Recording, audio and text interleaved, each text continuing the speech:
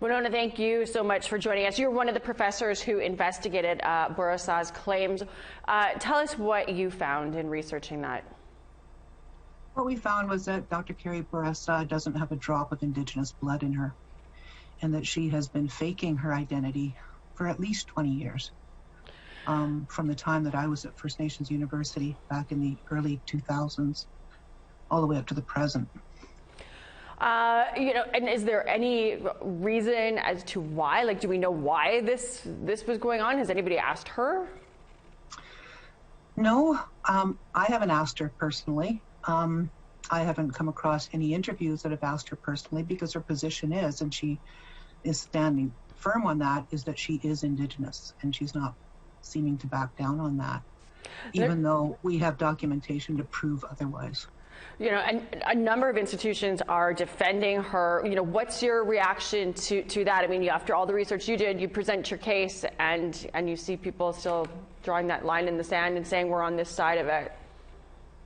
Well, that's what happens when you have imposters moving into positions of authority and power. I mean, she holds some pretty heavy positions, both at the University of Saskatchewan and with the Canadian Institute of Health Research.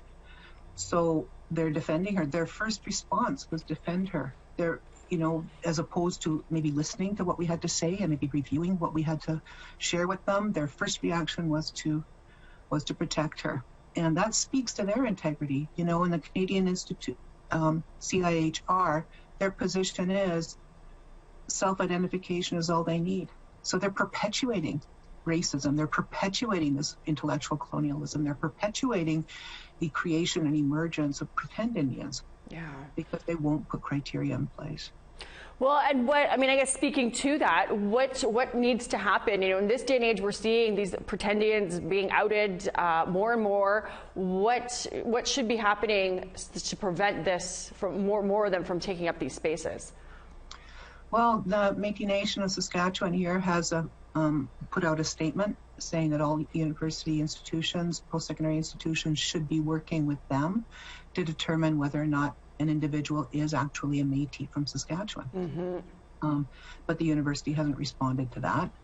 I think the institutions need to work with Indigenous communities, authentic Indigenous communities, and establish mechanisms by which we can evaluate whether or not a person is what they claim to be. Yeah. And I don't think that's all that big a deal, because when I apply for a job and a PhD is a requirement, I have to provide evidence that I have a PhD. So if the job is targeted for Indigenous, if the research grant isn't targeted for Indigenous, then I think that that's really important. Yeah. But I think the issue is that she's been caught in a lie, and the university is still defending her. CIHR is still defending her. And that speaks to integrity. That speaks to the integrity of the person, but also the integrity of the institutions. Yeah, yeah. At the university, we have academic misconduct regulations, and one of those is impersonation. This is clearly a situation of impersonation.